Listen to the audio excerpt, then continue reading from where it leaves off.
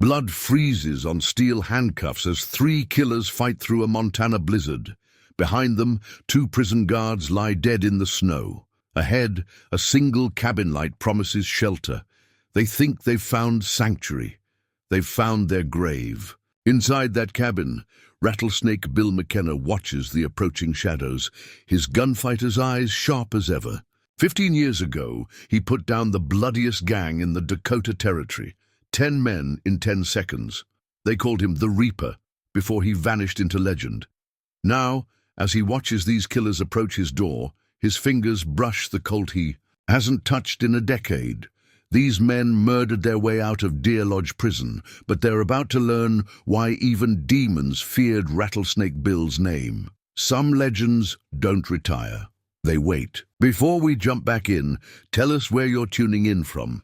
And if this story touches you, make sure you're subscribed, because tomorrow I've saved something extra special for you. Dawn had barely touched the Montana peaks when Rattlesnake Bill McKenna began his daily routine. His weathered hands moved with practiced efficiency, stoking the cabin's potbelly stove as winter wind howled outside. 15 years of isolation hadn't dulled his habits. He still rose before first light, still checked his perimeter before anything else. The cabin itself spoke volumes about its occupant. To casual eyes, it looked like any mountain hermit's shelter, rough-hewn logs, single room with a loft, practical and plain. But a trained eye would spot the details. Windows positioned for clear sightlines in all directions, thick shutters that could stop bullets, walls reinforced with steel plates hidden behind innocent-looking wood panels. Bill moved to his wash basin, splashing cold water on a face that carried more stories than most history books. The mirror showed what others would see. Just another mountain man, grey-bearded and trail-worn. But beneath that aging exterior, muscles remained hard as iron, and eyes stayed sharp as cut glass. His morning inspection was meticulous. Check the door's hidden reinforcements. Test the shutter's silent hinges. Verify that loose floorboards still concealed emergency supplies. Out of habit, he never stepped directly in front of windows. Every movement economical, considered like a big cat patrolling its territory. The Colt rested in its oiled leather holster above the fireplace. Bill's eyes found it automatically, like a compass needle finding north. He hadn't touched it in years, hadn't needed to. Up here, his reputation kept trouble away. Most folks thought Rattlesnake Bill was long dead, and he preferred it that way. His breakfast was simple: coffee strong enough to float a horseshoe, bacon, hardtack. He ate standing up, another old habit from days when sitting could get you killed. Outside, snow was falling heavier now. The storm that had been threatening for days was finally hitting. Good weather for staying inside, telling stories to the fire about times best forgotten. Bill's fingers traced absent patterns on the wooden table as his mind drifted back. 10 men in 10 seconds. That's what they still whispered around campfires. Truth was, it had been 11 men. He'd never corrected the story, let them tell tales about Rattlesnake Bill, the ghost who could strike faster than God's own lightning. That man was dead and buried, far as he was concerned. The cabin had been his sanctuary, his penance, his escape. 15 years of quiet, 15 years of watching seasons change and trying to forget the sound of gunfire. He'd built every inch of it himself, chosen this spot for its isolation and defensibility. Old habits again. The nearest neighbor was 20 miles away, the nearest town 40, perfect for a man looking to disappear. Movement caught his eye, a pine marten darting across fresh snow. Bill tracked it automatically, noting how his trigger finger still twitched. Some instincts never died, just went into hibernation.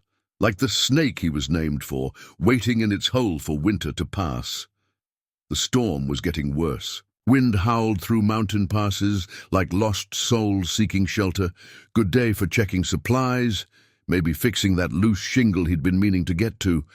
But something kept drawing his eyes to the Colt, something that felt like electricity in the air before lightning strikes. Trouble was coming. He could feel it in his bones, in the way the wind changed pitch, in how the silence between gusts felt loaded with meaning.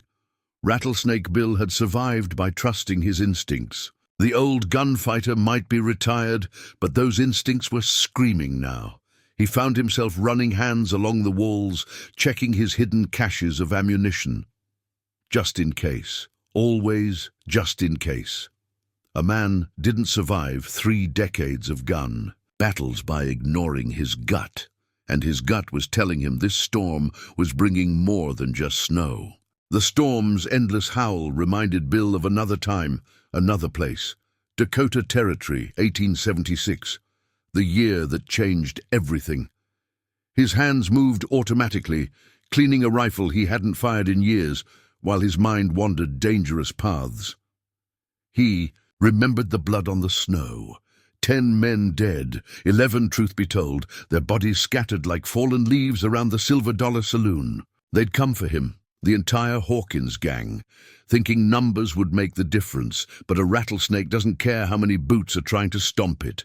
Fastest gun in the territories, they'd called him. Papers painted him as some kind of avenging angel. Truth was simpler.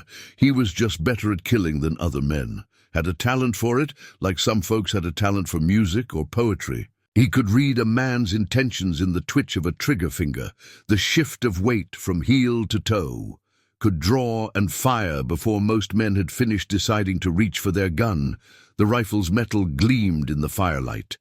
Clean enough to eat off of, his old sergeant would have said. Bill set it aside, trying to push away memories that touched too close to the bone. But the past had teeth, and some scars never truly healed. After the Silver Dollar, the legend grew. Every card sharp and would-be gunslinger wanted to make their name by taking down Rattlesnake Bill. He'd left a trail of bodies across 4 territories, each killing driving him further from the man he'd wanted to be. Until that day in '83 when he looked in a mirror and didn't recognize the cold-eyed killer staring back. So he'd vanished. Rode north until the mountains swallowed him whole. Built this cabin with his own hands, each log and nail a step away from violence. The locals learned quick enough to leave him be. Somewhere along the way, the legend died, replaced by whispered stories around campfires. The isolation suited him. Up here, a man could lose himself in the rhythm of seasons, spring thaw to summer heat, autumn gold to winter white. No decisions more pressing than when to chop wood or check his trap lines. No judgments except those he passed on himself during. Long nights like this, Bill stood, joints creaking like old timber. Age was catching up, even if his reflexes stayed sharp. He'd made peace with that. Made peace with a lot of things during his years on this mountain. The nightmares came less often now. Sometimes he could go whole months without remembering the sound of gunfire, the smell of powder smoke, the way men's eyes looked when their souls left them. His fingers traced the Colt's worn grip. The weapon had been part of him once, like an extra limb. Now it was just iron and wood, a relic of darker days. He'd sworn never to wear it again, promised himself that Rattlesnake Bill would stay buried in the past where he belonged. The wind changed pitch, drawing his attention to the window. Through the swirling snow, something moved, probably just a deer or elk seeking shelter from the storm. But those old instincts, the ones he'd spent 15 years trying to silence, came awake like a hibernating bear scenting spring. He thought about the 2 prison guards from Deer Lodge who'd stopped by last week, warning about escaped convicts. Killers, they'd said. Men with nothing left to lose. Bill had thanked them politely, told them he'd keep watch, played the role of the harmless old hermit. Now, watching the shadows dance beyond his cabin walls, he wondered if perhaps some debts never got fully paid, if maybe there were some kinds of violence that served a purpose, like the winter killing off the weak so spring could birth the strong. The storm howled louder, and somewhere in its voice, Bill heard echoes of a past he'd tried to bury. Some legends didn't die. They just waited for the right moment to rise again. The tracks told a story Bill didn't like. 3 men moving heavy through deep snow, their trail barely visible now as fresh powder filled the depressions.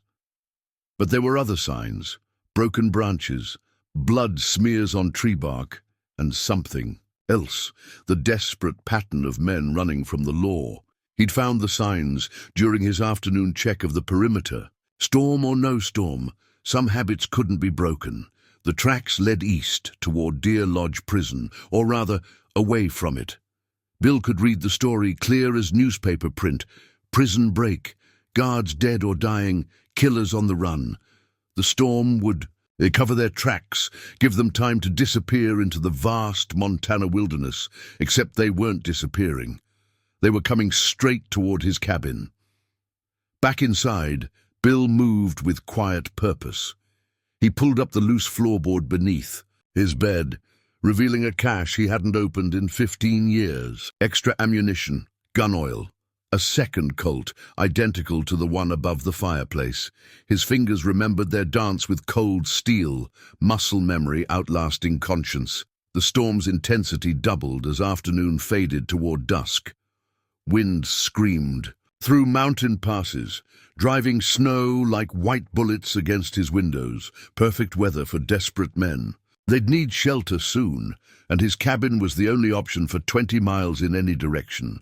Bill positioned chairs carefully, arranged blankets and supplies where they'd be easily seen, made it look inviting, safe, the perfect trap, though he wasn't sure yet if he meant to spring it. Part of him, the part that still answered to Rattlesnake, wanted to disappear into the shadows, let nature take these men. Winter storms in Montana killed more effectively than any gun, but he couldn't. Same reason he couldn't ignore the tracks. Couldn't simply bar his door and wait out the storm. Some debts had to be paid, some wrongs righted, even if it meant waking up parts of himself he'd tried to bury. He checked his sightlines, noting cover and concealment.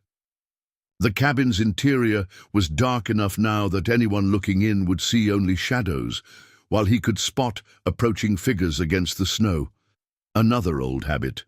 Always control what they can see, never let them know your position. The wind died suddenly, creating a pocket of silence that made his ears ring. In that moment he heard it, crunching footsteps in the snow, trying to be quiet but betrayed by exhaustion. They were here. Bill moved to his rocking chair, settled in with a blanket across his lap, covered the Colt underneath within easy reach, fixed his features into the mask he'd worn for 15 years, just a harmless old man living out his days in the mountains. No threat to anyone. The footsteps grew closer. 3 sets, just like the tracks had shown. They moved with the caution of hunted men, but also with the confidence of predators who'd found easier prey. Bill could almost hear their thoughts. Just an old hermit, probably easy to handle, might even have food and supplies they could steal. They didn't know they were walking into a rattlesnake's den. A heavy knock rattled his door. "Hello?" A voice tried for friendly but couldn't quite hide its hard edge. "Anyone home? We're lost travelers, caught in the storm. Could use some shelter if you're willing to share." Bill let his voice quaver slightly as he called back. "Door's unlocked.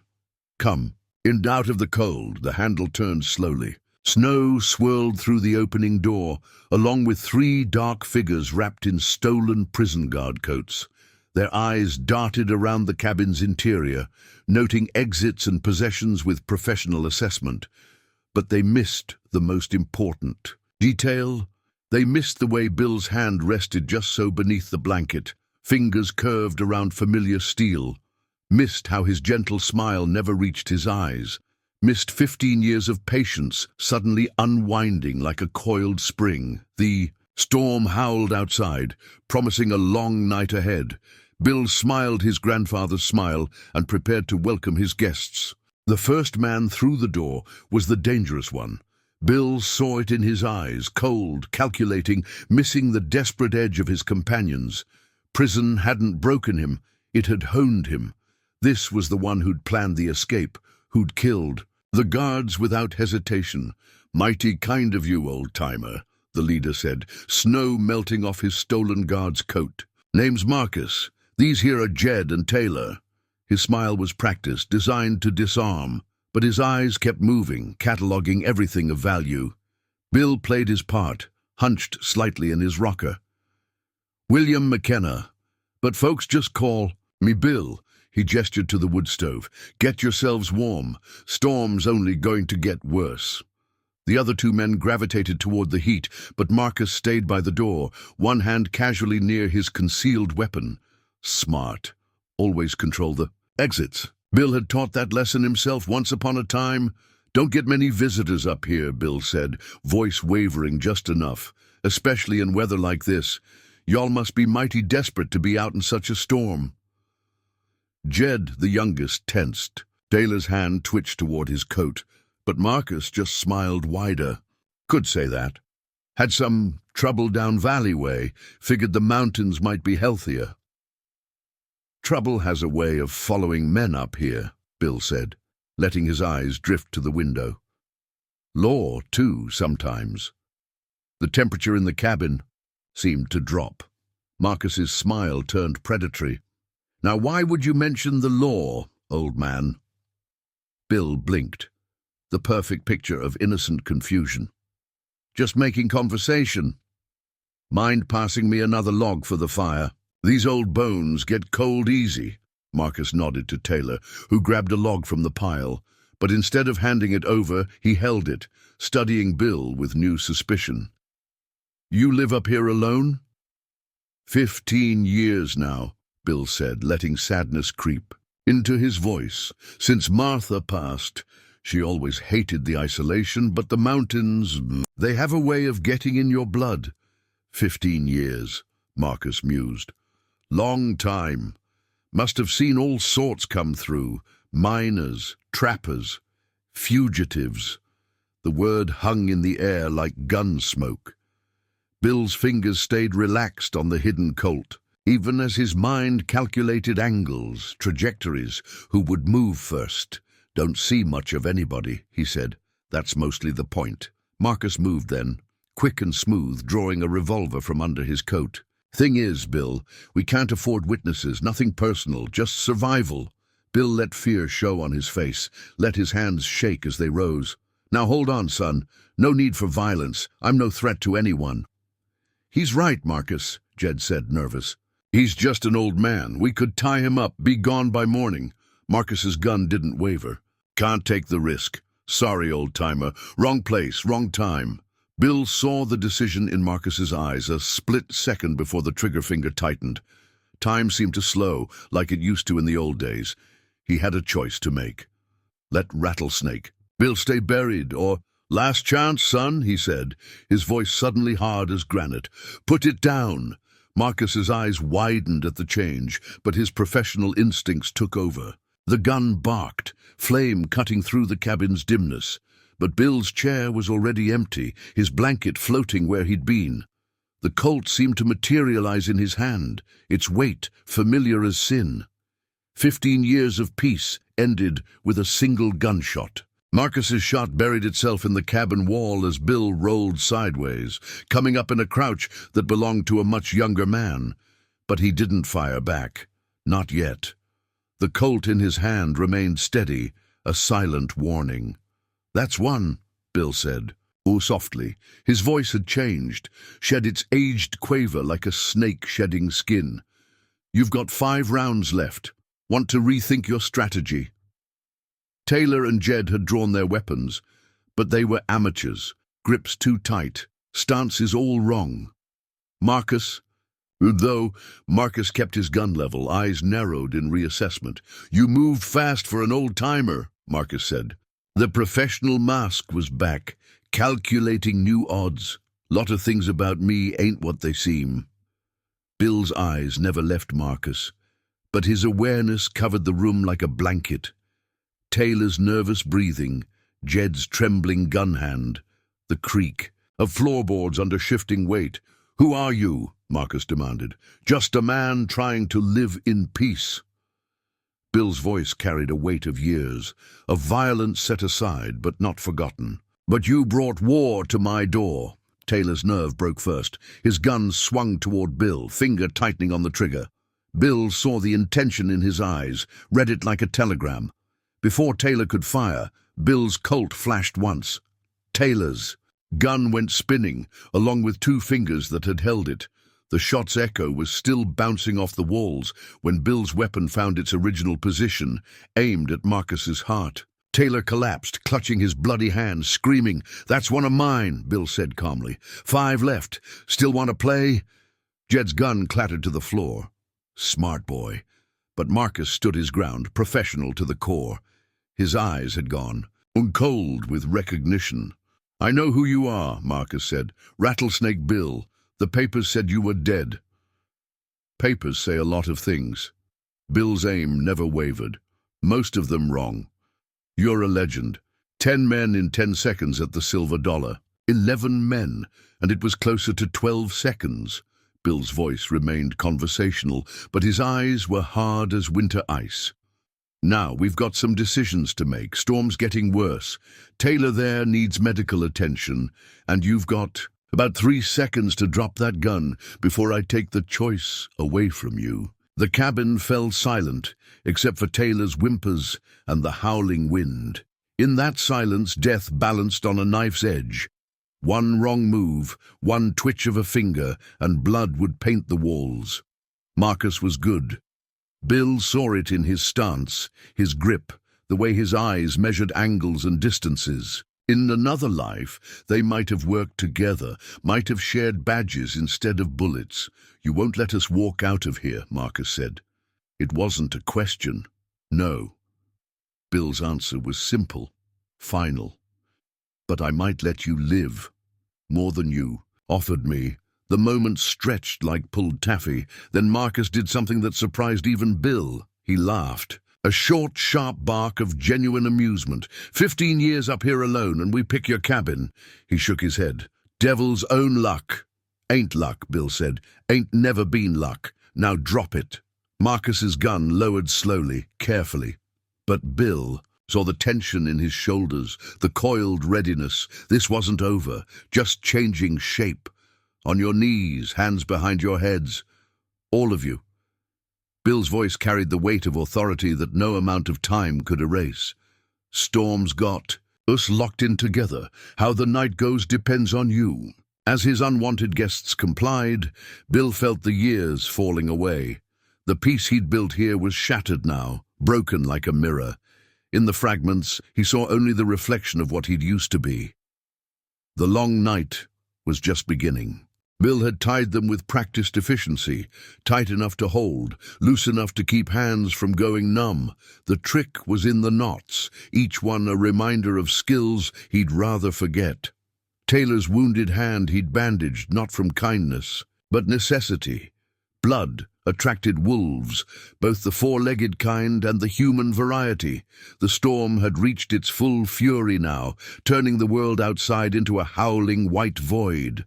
Inside, the cabin's warmth felt like a mockery of hospitality. 3 killers knelt on his floor, and Bill watched them from his rocker, the Colt resting easy across his lap. "You should have killed us," Marcus said finally, breaking the tense silence. His voice carried no fear, just professional assessment. "It's what I would have done." "Night's still young," Bill replied. He hadn't moved in over an hour, statue still, in a way that spoke of countless stakeouts and ambushes. "Tell me about the guards." Jed flinched. Taylor's face went pale beneath his bandage, but Marcus just smiled, cold and empty as a winter moon. "2 of them. Quick and clean. They never saw it coming." "Nothing clean about murder," Bill said softly. His fingers traced unconscious patterns on the Colt's worn grip. "Names?" "What?" "The guards. Their names." Marcus's smile faltered slightly. "Why do you care? You some kind of lawman. Used to be, among other things." Bill's eyes never left Marcus's face. "Names. Peterson and Miller," Jed blurted, cracking under the pressure of Bill's stare. "Tom. Peterson and James Miller. They had families. I told you we shouldn't." "Shut up!" Marcus snapped, but the damage was done. Bill nodded slowly, filing the information away. Peterson's boy would be, 12 now? And Miller's girl just got married last spring. His voice remained conversational, but something deadly lurked beneath the surface. News travels even up here. Folks talk. The revelation hit them like a physical blow. Even Marcus's professional mask cracked slightly. They weren't just names anymore. Bill had given their victims faces, histories, connections to the world. "You gonna turn us in?" Taylor asked, pain making his voice shake. "Let the law handle it?" Bill's laugh held no humor. "Law's 3 days' ride in good weather. Storm. Like this. Could be a week." He gestured at the window where wind-driven snow rattled the glass. "Besides, law's not always justice."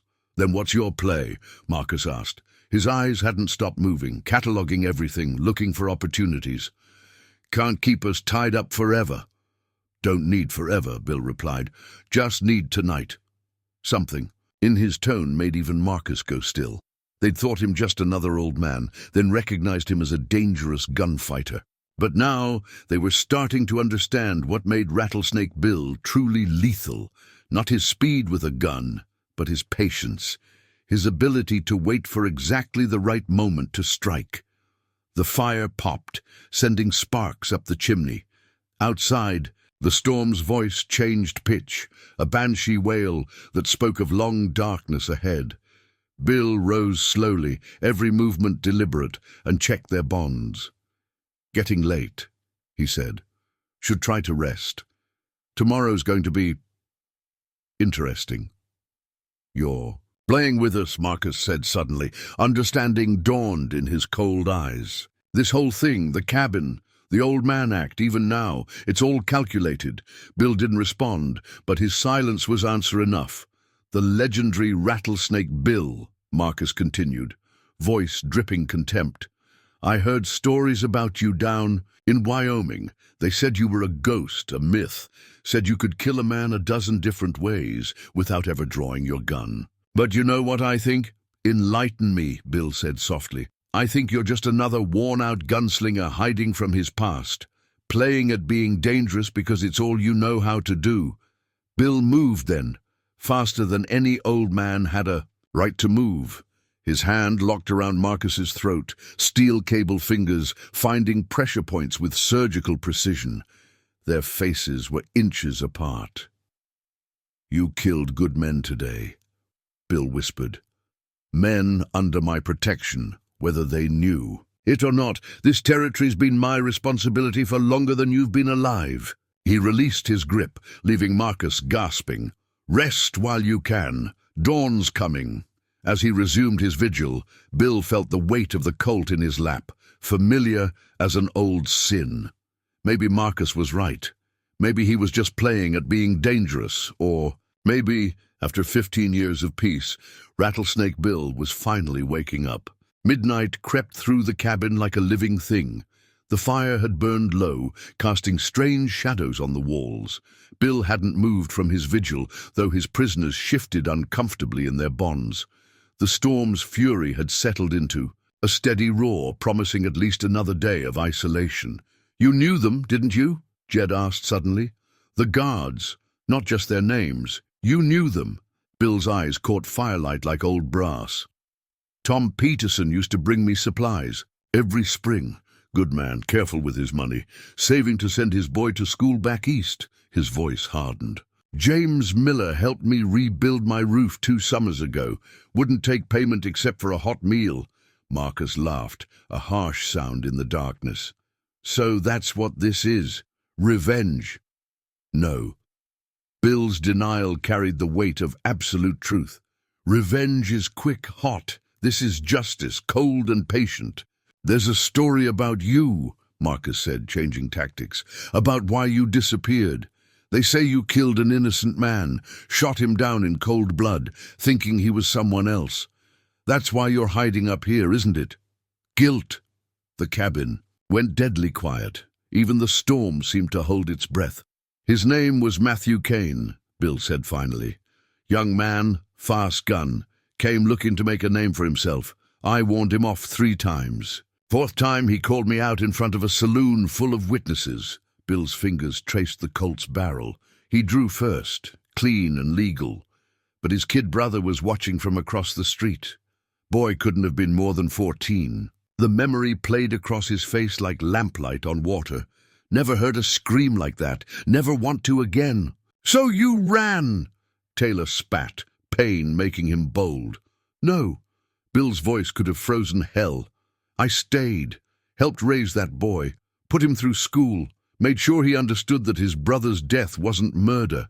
It was the natural end of a path his brother chose." He paused, letting the words sink in. "He's a judge now down in Helena. Good man. Better than his brother ever was." Marcus studied Bill with new eyes. "That's not the story they tell. Stories rarely get things right. Like that tale about 10 men in 10 seconds. Bill's smile held no warmth. "Truth is, I only killed 3 of them. The other 8 lived long enough to regret their choices." Jed shifted, rope creaking. "What are you going to do with us?" "Depends on you." Bill stood, stretching muscles that hadn't grown weak with age. "Peterson and Miller. They died quick?" "Yes," Marcus answered, surprising everyone. "Professional. Oh, courtesy. They were just doing their jobs, like I'm just doing mine." Bill moved to the window, looking out at the storm-shrouded night. "Territory's changing, getting civilized. Men like me, we're relics, belong to a harder time." He turned back to his prisoners, "But sometimes the old ways are still needed." "You're going to kill us," Jed said. It wasn't a question. "Haven't decided yet."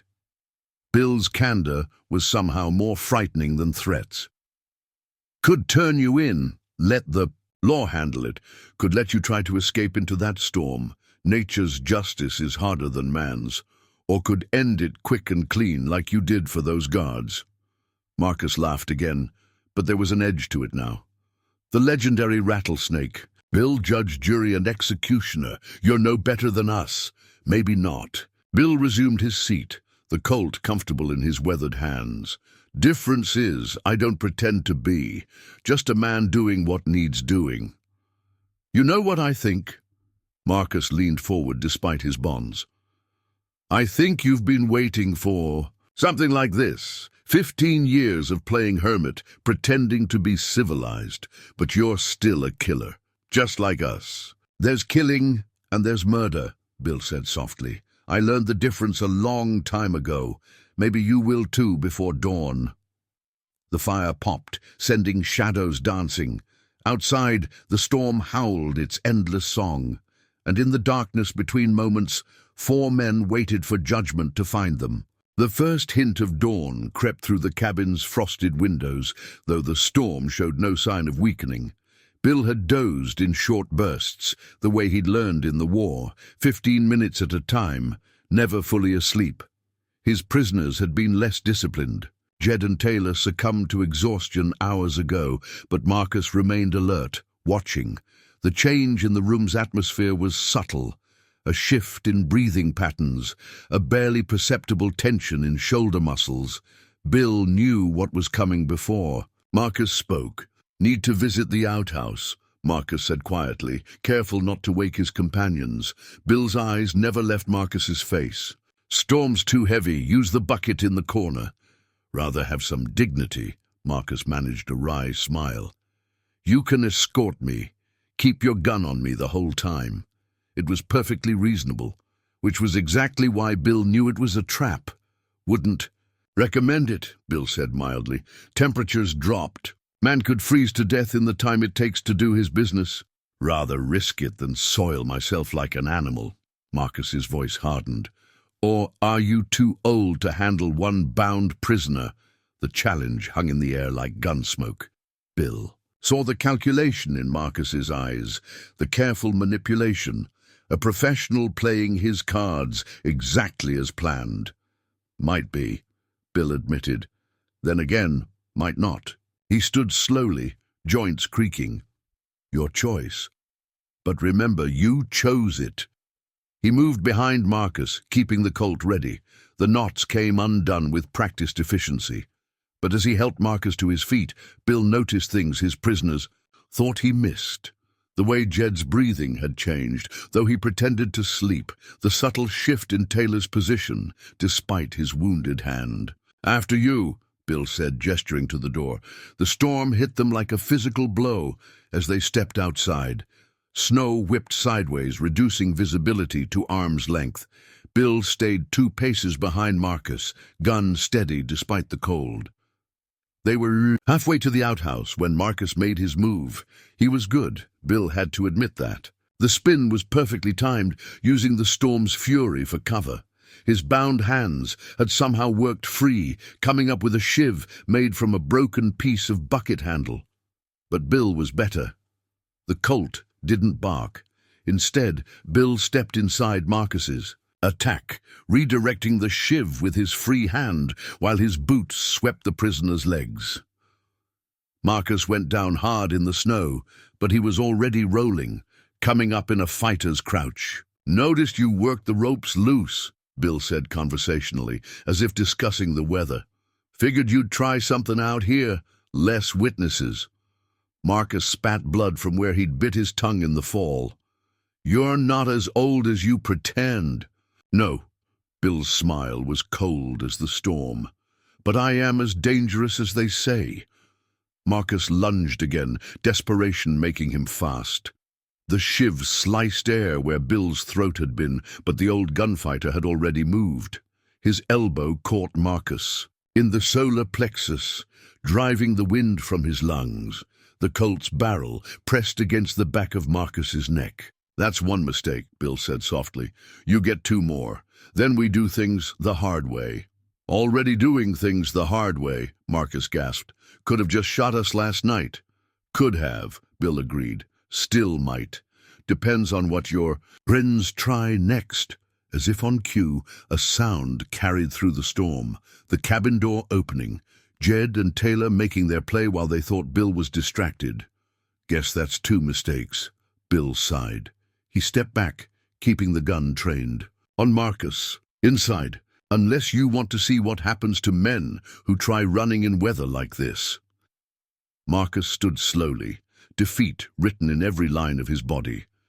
But his eyes still burned with calculated fury. "You knew they'd try something." "Course I did." Bill gestured toward the cabin with the Colt. "Known since last night. Only question was when." They found Jed and Taylor by the woodpile, frantically searching for weapons. Both froze at Bill's approach, hands raised. 3 mistakes, Bill announced. To the storm-torn morning. Shouldn't have wasted them all so quick. He herded them back inside, where the fire had burned low. As he restrained them again, tighter this time, with less gentle knots, Bill felt the mantle of Rattlesnake Bill settling more firmly on his shoulders. The storm wouldn't last forever, and when it broke, there would be a reckoning. The failed escape attempt changed something in the cabin's atmosphere. Bill's prisoners sat in sullen silence, but their eyes had taken on a hunted look. They'd thought themselves predators, only to discover they were prey. Bill used the time to make preparations, though his movements seemed casual, unhurried. He stoked the fire, cooked a simple breakfast of bacon and beans. The domestic routine carried a subtle message. He was in no rush, had nowhere else to be. Time was his ally. "Eat!" he commanded, setting plates before them. He'd loosened their bonds just enough to manage the food. Going to be a long day. Marcus ignored the plate, but Jed and Taylor fell to like starving wolves. Prison food, Bill remembered, was rarely worth the name. "You're enjoying this," Marcus said suddenly, "playing cat and mouse." Bill finished his own breakfast before answering. "Nothing enjoyable about justice, just necessary." He wiped his plate clean with a piece of bread, like setting a broken bone. "Hurts, but leaves things stronger." "That what you did in Dakota Territory? Set things straight?" "Sometimes." Bill's eyes grew distant. "Sometimes just prevented them from going more wrong." The fire crackled in the silence that followed. Outside, the storm's voice had changed pitch, promising at least another day of isolation. Bill moved to check the windows. an old habit that had saved his life more than once. "They'll be looking for us," Jed said suddenly. His voice carried an edge of desperation. "Other guards, search parties." "In this weather." Bill's laugh held no humor. "Too smart for that. They'll wait for the storm to break. Same as us." "Then what?" Taylor asked, cradling his wounded hand. "Then we have a decision to make." Bill settled back into his rocker, the Colt comfortable across his lap. "Way I see it, you got three choices. Try escaping again, that's one. Try killing me, that's the two." His voice hardened. "Or you can tell me about the others." Marcus's head snapped up. "What others?" "Prison break like this. Had to have help, inside and out." Bill's eyes hadn't left Marcus's face. Guards, keys, timing of shift changes. Someone cleared the way. "You're guessing," Marcus said, but his poker face had slipped. "Educated guess. Like how I'm guessing there's more than 2 dead guards, bodies you hid before the alarm was raised." Bill leaned forward slightly. "How many?" The cabin fell silent except for the storm's howl. Then Taylor broke. 4, he blurted. 4 more in the guard tower. Marcus said no witnesses. "Shut up!" Marcus's voice cracked like a whip. 6 dead men total, Bill said softly. "Changes. Things, doesn't it?" Jed had gone pale. I didn't. But you watched," Bill finished for him. "Stood by while better men died." His voice carried the weight of personal experience. "Sometimes that's worse than pulling the trigger." Marcus lunged then, bonds somehow loose again. He was fast, professional, deadly, but Bill was faster. The Colt's barrel pressed against Marcus's forehead before he'd covered half the distance. The cabin frozen in tableau, Marcus half risen, Bill steady as stone, Jed and Taylor holding their breath. "That's what I needed to know," Bill said quietly. "Whether you try for my gun or the door, tells me everything about your chances for redemption." "Go to hell," Marcus spat. "Been there." Bill's smile was cold as mountain ice. "Several times. Left my mark." He gestured with the Colt. "Sit down. And this time, remember, next time you move without permission, our conversation ends permanently." As he secured Marcus with fresh ropes, Bill's mind was already turning over possibilities. 6 dead guards meant this was bigger than a simple prison break. Someone with influence had helped plan this escape. Someone with power. Someone who wouldn't want loose ends left untied. The storm gathered strength outside, but Bill barely heard it. His focus had shifted inward to the place where Rattlesnake Bill lived. The place where violence and justice met like old friends. Time to stop playing defense. The first sign came just after noon. A mirror flash through the storm, distant but distinct. Bill spotted it from the window, a deliberate signal that most men would have missed. 3 quick flashes, then 2 long. Old cavalry code, danger approaching. His nearest neighbor, Jim Hawkins, lived 20 miles south. Must have ridden through the storm to warn him, which meant someone else was out there, someone determined enough to track killers in a blizzard. "Company coming," Bill announced to his prisoners. "Might be your friends, might be the law. Either way, things are about to get interesting." Marcus's eyes narrowed. "You're lying. Nobody's crazy enough to ride in this weather." U.S. Marshal James Cooper would, Bill said softly. "Man's like a bloodhound once he catches a scent. Never could teach him the meaning of impossible." The name hit Marcus like a physical blow. Even Jed and Taylor stirred uneasily. Cooper's reputation was well known in certain circles. A lawman who'd brought in the Scanlon gang single-handed, who'd tracked the Morrison brothers through 3 territories. "How do you know Cooper?" Marcus demanded. "Used to ride together back before." Bill gestured vaguely at his cabin, his hermit's existence. "Let's just say we had different ideas about justice." Another flash, closer this time. Bill's mind calculated. Distances, angles, possibilities. Cooper would have deputies with him, probably 4 or 5. Good men, but not ready for weather like this. They'd be looking for shelter soon. "Your friend out there." Marcus said carefully. The one signaling. He could have ridden to warn us instead of you. Bill's smile was cold. Jim's son wears a deputy's badge down in Helena. One of the guards you killed was his nephew. He turned from the window. Besides, whole territory knows this cabin. Known what I am, what I was. They just pretend not to. Remember, Taylor shifted uncomfortably. What you gonna do? That depends on Cooper. Bill checked his Colt with practiced hands. Man believes in the law, pure and simple. Might not approve of my brand of justice. You could let us go, Jed suggested desperately. Before they get here, say you never saw us. Bill's laugh held no humor. 6 dead men deserve better than that. Besides, his eyes fixed on Marcus, your boss wouldn't allow loose ends, would he? Marcus's poker face slipped for just a moment. It was enough. Thought so, Bill continued. Someone powerful behind this escape. Someone who arranged the inside help, timed it all perfectly. He moved to his gun cabinet, removing a Winchester rifle. Someone who's probably already sent cleaners to eliminate any complications. The cabin fell silent, except for the storm's howl. Bill methodically checked the rifle's action, loaded it with the careful precision of a man who'd learned his lessons in blood. Cooper's not the only one coming, is he? He asked Marcus quietly. Does it matter? Marcus's voice had gone flat, professional. You're a relic, old man. World's changing. Men like you, like Cooper, you're just ghosts that haven't figured out you're dead yet. Maybe. Bill positioned the rifle near the window, calculating fields of fire. But ghosts can still be dangerous, especially to men who don't believe in them. Another flash, much closer. Bill's trained eye picked out movement in the storm. Riders, trying to stay hidden. Too many for Cooper's usual team.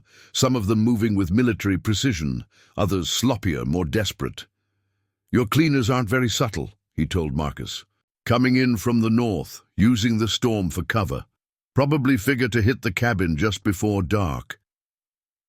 He smiled slightly. Cooper's smarter. He'll wait, watch, let them do his work for him. You can't handle them all, Marcus said, but uncertainty had crept into his voice. Probably not.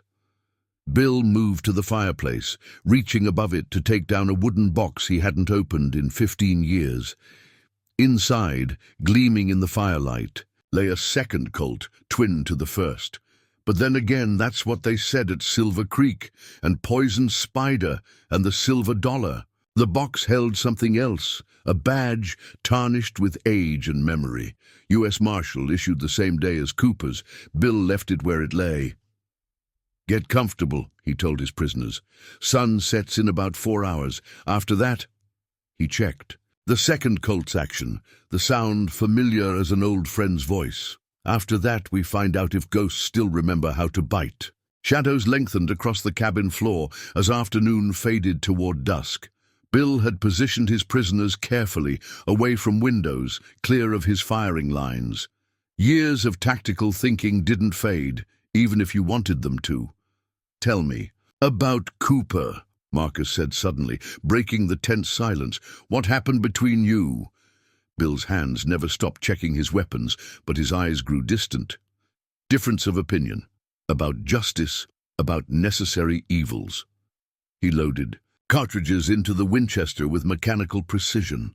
About how many bodies you can step over before you become what you're fighting. He drew on you, Taylor asked, morbid curiosity, overwhelming caution. No. Bill's voice carried the weight of old regret. Would have been simpler if he had. Instead, he just looked at me like I was a stranger, turned in his badge the next day. Understanding dawned in Marcus's eyes. The Silver Dollar. He was there, watching. Bill positioned the rifle, checking its sight lines through the window. Saw what I did to those men, what I became. His laugh was hollow. Funny thing is, he was right. I did cross a line that day, just not the one he thought. Movement caught his eye, shadows against the storm, ghosting between trees. The cleaners were getting bold, probing his defenses, Behind them, barely visible, other figures waited and watched. Cooper's men, letting the threats eliminate each other. Your friends aren't very patient, Bill told Marcus, making rookie mistakes, moving too fast, too obvious. They're not my friends, Marcus replied, something like fear creeping into his voice. Just clean up crews. They'll kill us all, you included. That's their job, Bill agreed. Leave no witnesses, no loose ends. He smiled slightly. Cooper will let them try. Always was a practical man for all his morals. Jed stirred uneasily. You could still let us go. Give us a chance. Nobody's going anywhere. Bill's voice was final. Storm's getting worse. Night's coming, and there are wolves out there, 2-legged and 4. He checked his second Colt again, an unconscious gesture. Besides, Cooper needs to see this, needs to understand. Understand what? Taylor demanded. That some lines need crossing, that justice isn't always about the law. Bill's eyes never left the window. Took me 15 years to figure that out. 15 years watching good men die because I was afraid of becoming the monster again. The cabin creaked in a gust of wind. Outside, the storm's voice changed pitch, promising violence to match what was coming. Bill's fingers traced old scars on his gun belt, each one a memory, a lesson learned in blood. You're going to kill them all, Marcus said. It wasn't a question. If I have to. Bill's calm was more frightening than anger. But first you're going to tell me who arranged this escape, who has enough power to order 6 guards murdered, to send professional cleaners into a blizzard. Marcus laughed, harsh and desperate. You know I can't. Man like that, he doesn't leave loose ends. Man like that already considered you expendable, Bill countered. Moment you killed those guards, you became a liability. He turned from the window, fixing Marcus with a gunfighter's stare. Only question is whether you die quiet or take him down with you. Something shifted in Marcus's expression, fear warring with professional pride. You don't understand what he's capable of.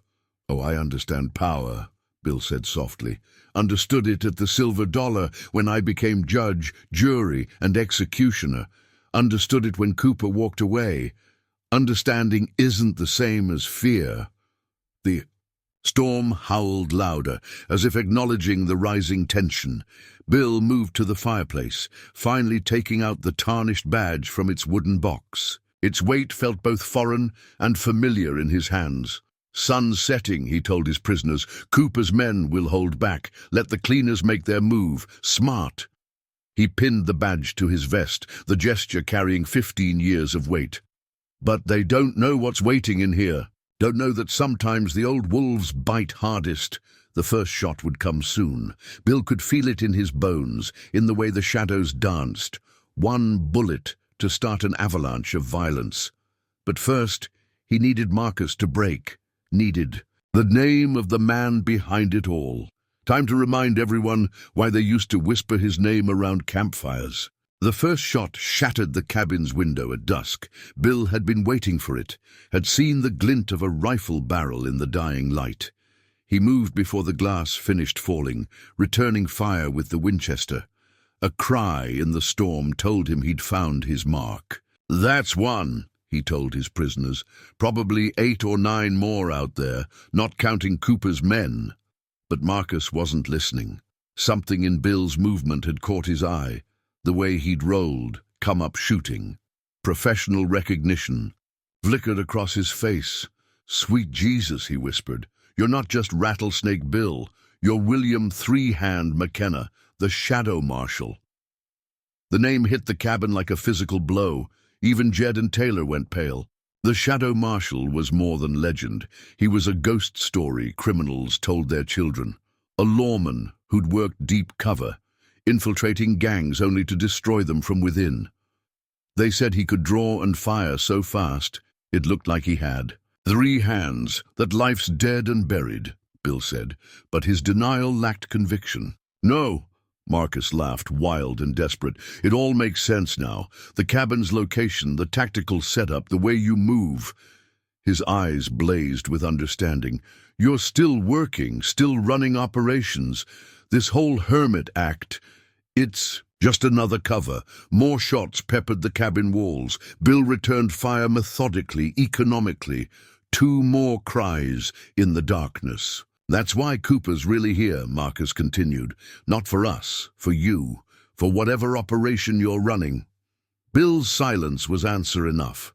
"Tell me I'm wrong," Marcus challenged. "Tell me you really retired up here to escape your past. Tell me this isn't all part of something bigger."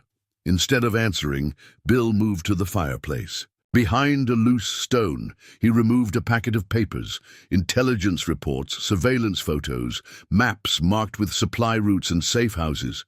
15 years, he said quietly. Watching, waiting, gathering evidence, building a case against the one man nobody could touch. He turned to Marcus. "Your boss, Judge Michael Carlton." The name fell into the cabin like a dropped blade. Carlton was untouchable, Chief Justice of the Territorial Court, rancher, businessman, a pillar of frontier society. "That's impossible," Jed stammered. "Judge Carlton's a murderer," Bill cut him off. "Extortionist, man who's had 37 people killed to protect his empire, including 6 guards whose deaths he arranged to look like a prison break." Understanding dawned in Marcus's eyes. "We were never meant to escape. We were bait. Carlton knew you were watching him, knew you'd break cover to investigate the murders." More shots outside. Bill returned fire automatically, his mind already racing ahead. "Almost right. Carlton didn't know it was me, just knew someone was building a case, figured a prison break would smoke out the investigator. And instead, he found the Shadow Marshal himself." Marcus laughed again, but there was respect in it now. "No wonder he sent cleaners. You're the one man who could actually bring him down." That was the plan. Bill reloaded the Winchester. 15 years of deep cover, building an airtight case. Everything ready for Cooper to make the arrest. He smiled grimly.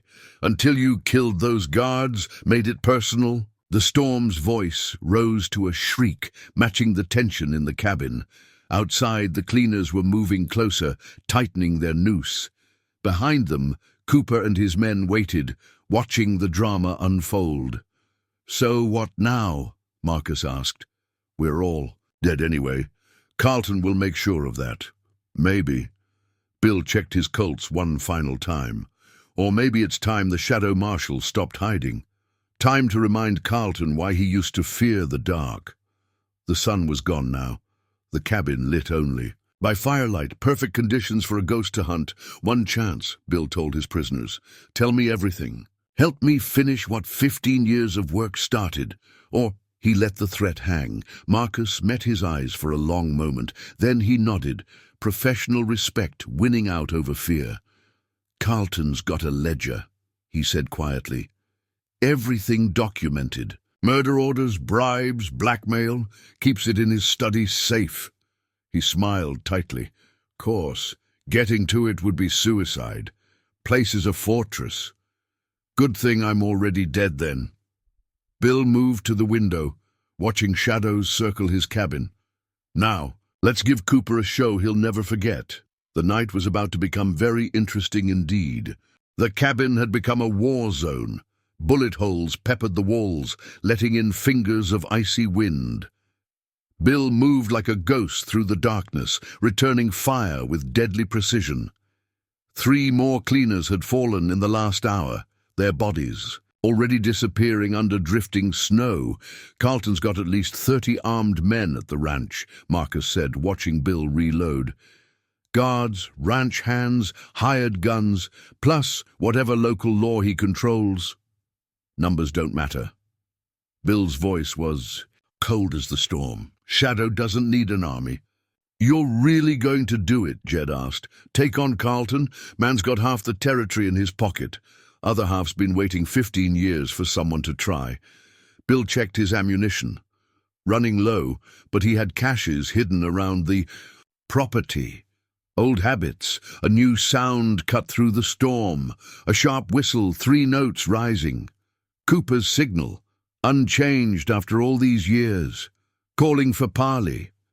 Your old partner wants to talk, Marcus observed. Man always did prefer words to bullets. Bill moved to the door, staying clear of the frame. Cooper, ground rules. 2 minutes. The lawman's voice carried through the darkness. You and me, out front. Everyone holds their fire. Bill considered.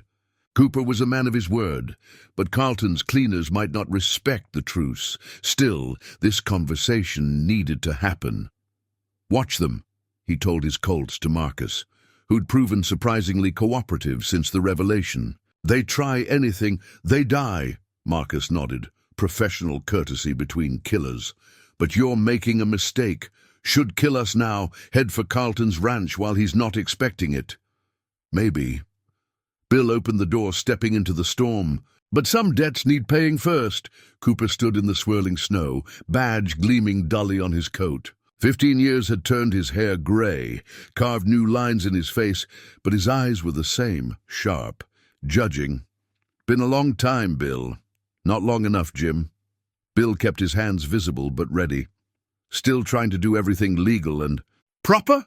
Still thinking you can fix the world with a gun? Cooper's voice held old pain. How many bodies this time, old friend? As many as justice needs. Bill nodded toward the shadows where Cooper's men waited. Carlton's cleaners are the ones you want, professional killers, here to tie up loose ends. And the prisoners, guilty as sin, but they're not the real target. Bill met his old partner's eyes. You know about Carlton? What he's been doing? Cooper's face tightened. Had suspicions. Nothing I could prove. I can prove it. 15 years of evidence, watching, waiting, playing the hermit while I built the case. Bill's laugh was harsh. Was going to do it proper, legal. Then he had those guards killed, so now it's personal. Cooper's hand drifted toward his gun, just like the silver dollar, just like always. No choice this time, Jim. Carlton's got to answer. For the guards, for all of it. There's always a choice. Cooper's voice hardened. I've got deputies surrounding this cabin. We take the prisoners, handle this legal and proper, and Carlton walks free. Again. Bill's fingers twitched near his Colts. How many more die while justice moves slow? The storm howled between them, carrying 15 years of disagreement. Then Cooper sighed, suddenly looking old. You're going after him either way, aren't you? You know me, Jim. Yeah. Cooper's hand moved away from his gun. That's what I'm afraid of. The shadow marshal coming out of retirement. There'll be blood. Already is. Bill turned back toward the cabin. Question is, you going to try stopping me? The silence stretched, weighted with history. Finally, Cooper spoke. Carlton's got friends in high places. Papers will say you died resisting arrest. Prisoners killed in the crossfire. Clean ending. Bill understood. Cooper was offering a cover story, a way to explain what was about to happen. One last gift between old friends. Appreciate it. He paused at the cabin door. Just remember, Shadow Marshal died 15 years ago. This is just Rattlesnake Bill, settling old scores. Cooper's smile was sad. We both know that's not true. Never was. The storm swallowed him as he retreated into darkness. Bill returned to find Marcus, watching him expectantly. Well? Law's not going to interfere. Bill checked his guns one final time. Time to remind Carlton why they called me Three-Hand. McKenna. The night was young and ghosts were rising. The cleaners made their final push just before midnight. They came in waves, using the storm for cover, professionals dying to buy time for their partners to get closer. Bill met them with the cold precision that had made him legend. Each shot, finding its mark through howling wind and darkness. 7 rounds left, he announced to Marcus, ejecting spent shells from the Winchester. 4 men still out there, not counting Cooper's people. 5 men. Marcus corrected, his professional eyes scanning shadows through bullet-holed walls. One's playing hurt, trying to draw your fire south while the others circle north. Bill nodded approval. Good eye. Guess that's why Carlton trusted you with wet work. Among other things. Marcus shifted in his bonds. Speaking of trust, you know I could help. Rather not die tied up when they rush the cabin. You'd shoot them in the back to save yourself, Bill agreed. But then you'd try putting a bullet in mine. He smiled coldly. Professional courtesy only goes so far. A shot cracked through the storm, closer than the others. Bill's return fire was instant, rewarded with a cry of pain. 6 rounds. 3. Men, Carlton's got a routine, Marcus said suddenly. Every night at 9 he reviews the ledger, updates it, keeps it in a safe behind his grandfather's portrait. His eyes met Bill's. Man's religious about it. Won't change, even knowing you're coming. Why tell me this? Because I've seen what's in that ledger. Marcus's voice hardened. Names of everyone he's had killed, including my brother 10 years back. Been waiting for a chance at payback ever since. Bill studied him for a long moment.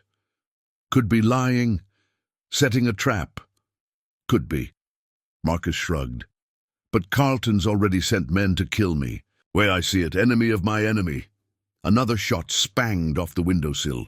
Bill's return fire dropped the shooter clean, a silhouette falling in the swirling snow. 5 rounds. 2 men. Besides, Marcus continued, rather take my chances with the Shadow Marshal than Carlton's cleaners. At least you kill quick and clean. Jed stirred, speaking for the first time in hours. He's right about the ledger. Seen Carlton at that safe myself. 9 sharp every night, religious about it. The storm's voice changed pitch, rising to a banshee wail.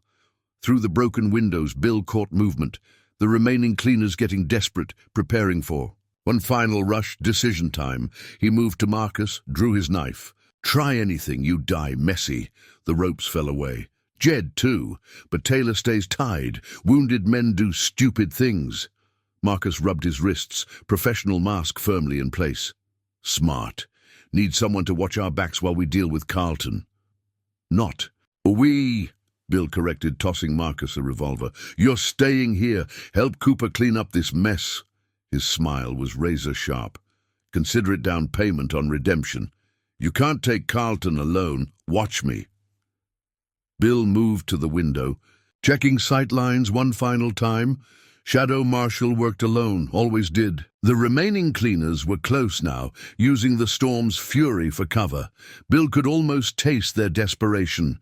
They'd lost too many men, failed their mission. Carlton would have them killed for incompetence if they survived. Time to end this. The first cleaner died rushing the door, Bill's shot taking him clean through the heart. The second managed to breach the window before Marcus dropped him with professional precision. 5 seconds of violence, then silence broken only by the storm. Cooper will be moving in soon, Bill said, checking his weapons one final time. Tell him everything about Carlton. He'll need it for the official report. Official report's going to list you as dead, Marcus reminded him. Cooper's orders. Good. Bill moved to the door.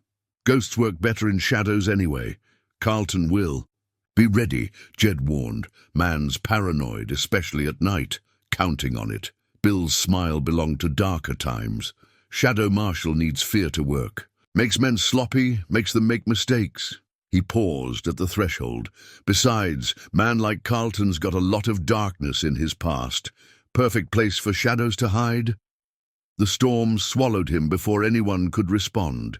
Through the swirling snow, Cooper's men would be advancing on the cabin, ready to take custody of the prisoners. By the time they secured the scene, the Shadow Marshal would be nothing but tracks in the snow, heading toward a final reckoning 15 years in the making.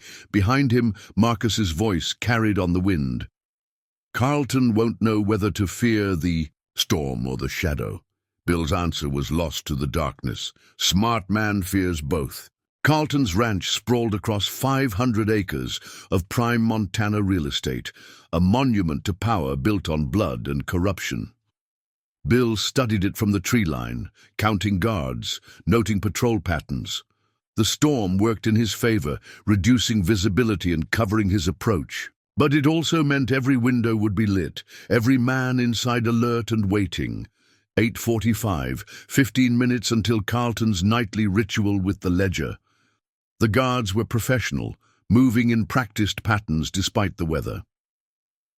Bill counted 12 on the ground, probably another 6 inside. Regular ranch hands would have been sent to the bunkhouse in this weather. These men were killers, earning their pay. A horse nickered softly behind him. He'd borrowed it from Cooper's string, knowing his old partner would understand. Better than walking 5 miles through belly-deep snow. Movement at the main house caught his eye. A door opening, warm light spilling onto the snow. 2 men emerged, carrying rifles with military precision. Relief for the perimeter guards, which meant Bill smiled coldly. Carlton was already paranoid, already strengthening. His security, the ledger, would be especially vulnerable during the nightly review. Smart men's routines became their weaknesses. 8:50, time to move. He ghosted through the storm like his namesake, using years of experience to read the guards' patterns. They were good, but they were looking for an army, for Cooper's men, approaching with warrants and badges, not for one shadow slipping between their patrols. The house loomed closer, a Victorian monstrosity with too many windows and not enough cover. But Bill had spent 15 years studying it, learning its secrets. The cellar door, hidden behind carefully maintained shrubbery. The servants' stairs, rarely used but never locked. The blind spots in the upper windows where architectural flourishes created shadows. 8:55. A guard passed within arm's reach, never seeing the figure melded with darkness. Bill could have killed him easily, silently, but bodies caused alerts, and he needed 5 more minutes of quiet. The cellar door's lock was good, but 15 years of planning meant having the right tools. It opened without sound, well-oiled hinges. A testament to someone inside being paid for information, probably the housekeeper, Betty. She'd lost a son to Carlton's ambitions 3 years back. The servant's stairs creaked once, making Bill freeze. But the storm's voice covered the sound, and the guards were focused outward, watching for obvious threats. Not for the shadow already inside their defenses. 8:58. Voices drifted down the main hallway.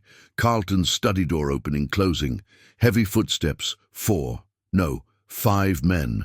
The judge was taking no chances tonight. Bill eased down the corridor, staying in shadow. The study door was solid oak, reinforced, but the walls were standard construction, and he'd memorized the blueprints years ago, including the secret panel, behind a bookcase, installed during Prohibition for running liquor. 8:59. Inside the study, Carlton's voice carried clearly, "Double the patrols. No one sleeps until we're sure."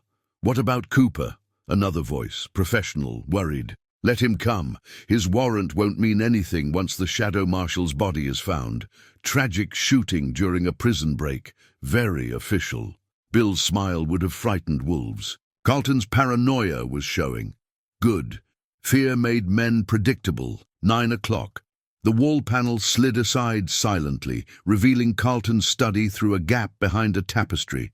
The judge sat at his massive desk, ledger open before him.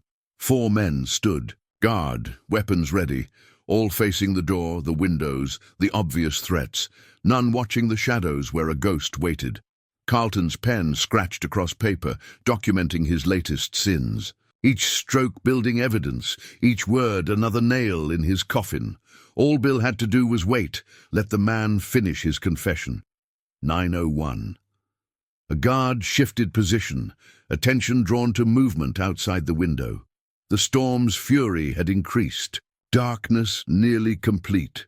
Perfect conditions for a shadow to hunt. Carlton's voice cut through the silence. "Send word to our friends in Helena. I want the Shadow Marshal's description circulated. Every gunman, every hired killer in the territory. Looking for him." Bill's finger traced his Colt's trigger. One shot would end it, but that wasn't justice. The ledger needed to survive, needed to expose every dark deal, every murder, every corrupt judge and bought lawman in Carlton's empire. 9:03. Almost time. The storm howled outside, And somewhere in its voice, Bill heard 15 years of waiting coming to an end. Carlton had built his power on fear, on the belief that no one could touch him. Time to remind him why men once feared the dark. The storm chose that moment to rattle the study's windows, drawing every guard's attention outward. In that split second, Bill moved. The tapestry parted like smoke as he emerged, both Colts already drawn. His first shot took Carlton's pen, splintering it inches from the ledger. His second removed a guard's gun before the man could turn. "Evening, Judge." Bill's voice carried the cold of the storm. "Don't touch that ledger." Carlton froze, his hand hovering above the desk. The remaining guards shifted, weapons half raised, caught between training and shock. No one had expected the threat to come from inside their defenses. "The Shadow Marshal himself," Carlton said, recovering quickly. His smile never reached his eyes. "Or should I say three-hand McKenna? The stories didn't do you justice." "Stories rarely do." Bill kept both Colts steady, covering the room with practiced ease. "Hands where I can see them, gentlemen. Rather, not add to the body count." 2 guards complied. The third, younger, more ambitious, started to turn. Bill's shot took his gun hand before he could complete the motion. "That's one," Bill said softly. "Next one removes something vital." "You won't leave here alive." Carlton's voice carried absolute certainty. "The house is surrounded. Every killer in the territory will be hunting you." "Maybe." Bill nodded toward the ledger. "But that book's going to Cooper. Every name, every crime, every dark deal you've made. Justice moves slow, Judge, but it moves sure." Carlton laughed, genuine amusement in the sound. "Justice? From the man who gunned down 11 men at the Silver Dollar, who spent 15 years playing shadow games instead of wearing a badge." His smile turned predatory. "We're not so different, you and I, both willing to break rules to get what we want. Difference is," Bill's voice could have frozen hell, "I only kill men who deserve it." The study door burst open, 3 more guards responding to the gunshots. Bill moved like liquid shadow, each shot precise, economical. Guns went flying, accompanied by screams of pain. No fatal wounds, but plenty of broken bones and ruined hands. "That's 6, he told Carlton. "How many more men you willing to sacrifice?" But the judge was moving, diving for his desk drawer. Bill let him. Let him pull out the hidden derringer. Let him aim it with trembling hands. "Stay back." Carlton's composure cracked. "I'll kill you where you stand." With that pea-shooter. Bill's laugh held no humor. 20 feet away, shaking like a leaf. "You've had other men do your killing so long, you've forgotten how. I built this territory." Carlton's voice rose to a shriek. "Everything I did, every death, was necessary, for progress, for civilization." "No." Bill's denial carried the weight of 15 years of evidence. "You built a kingdom on blood and fear, used the law like a weapon, used good men like tools." His Colts never wavered. "But shadows aren't afraid of the dark, Judge, and some ghosts don't rest easy." Carlton fired. The derringer's shot went wide, as Bill had known it would. His return fire was precise, surgical. One round through Carlton's shoulder, spinning him away from the desk. The second shot knocked the derringer away before it hit the floor. "That's for the guards at Deer Lodge," Bill said quietly. "For Peterson's boy growing up without a father. For Miller's daughter dancing at her wedding while her dad's killer walked free." The storm's voice filled the silence that followed. Outside, men were shouting, boots thundering on stairs, but they'd never reached the study in time. "The ledger goes to Cooper," Bill continued. "Every page, every name. Your empire falls, Judge. All those powerful men you protected, they'll turn on you to save themselves." "Kill me, then," Carlton spat, clutching his wounded shoulder. "Finish what you came for. Death's too easy." Bill moved to the desk, retrieved the ledger. "You'll live to see everything you built crumble. Live to face every family member of every person you had killed." His smile was colder than the storm. Live to remember that the Shadow Marshal came out of retirement just for you. Boots in the hallway, dozens of men seconds away. Bill stepped back toward the secret panel, ledger secured. They'll hunt you forever, Carlton warned. Every killer, every corrupt lawman in the territory. Good. Bill's voice carried 15 years of waiting, of watching, of planning this moment. Let them come. Shadows are patient, and some legends never die. He was gone before the door burst open, nothing but empty air where he'd stood. Carlton's men found only their wounded companions, their bleeding master, and the lingering certainty that something ancient and deadly had passed through their defenses like a ghost. Outside, the storm raged on, swallowing tracks almost as fast as they were made. But somewhere in its voice, justice was finally moving, as slow and sure as winter coming to the mountains. Dawn broke over Montana 2 days later, the storm finally spent. Bill's cabin stood silent, bullet holes patched, windows replaced. Inside, Cooper sat at the kitchen table, Carlton's ledger open before him. 37 murders, the lawman said, quietly. 12 judges brought, 4 territorial marshals on his payroll. He looked up at Bill, who stood by the window. You were right. All these years you were right. Justice moves slow, Bill replied, echoing words spoken in darkness. But it moves sure. Outside, fresh snow covered the signs of violence. Cooper's men had removed the bodies, cleaned up the evidence. Official reports would list the Shadow Marshal as dead, killed in the prison break. Just another ghost story for men to whisper around campfires. Marcus and Jed testified, Cooper continued. Full confession about the prison break, Carlton's involvement. Even Taylor's talking, now his hand's healing. He closed the ledger carefully. Carlton's empire's falling, men turning on each other, trying to save themselves. Good. Bill's voice carried no triumph, just quiet certainty. Peterson's boy gets justice, Miller's daughter too. Cooper stood, adjusting his gun belt. Territory's changing, Bill. Men like Carlton, like us, we're relics of harder times. Maybe. Bill turned from the window. But shadows still have their oozes. Dark places still need watching. Understanding passed between them, old partners reading each other's thoughts. The Shadow Marshal wouldn't retire, not really. There would always be other Carltons, other empires built on blood and fear. They'll hunt you, Cooper warned. Every killer, every corrupt lawman in 3 territories. Bill's smile belonged to darker times. Let them come, shadows are patient and some legends don't die easy. Cooper moved to the door, then paused. That night at the Silver Dollar, you were right about that too. Sometimes justice needs a harder hand than law can provide. He left without waiting for response, boots crunching in fresh snow. Bill watched him go, then turned to the cabin that had been his sanctuary for 15 years. It would need to be abandoned now, its location compromised. But Montana was vast, full of quiet places where a shadow could watch and wait. The Colts hung in their familiar position above the fireplace, cleaned and oiled, ready. Like their owner, they hadn't lost their bite to age or time, just waited for the right moment to strike. Outside, the morning sun painted Montana's peaks gold, but somewhere in the territory's dark places, men were already whispering new stories about the Shadow Marshal, about justice that moved like smoke, struck like lightning, vanished like yesterday's storm. Some legends, after all, were meant to live forever.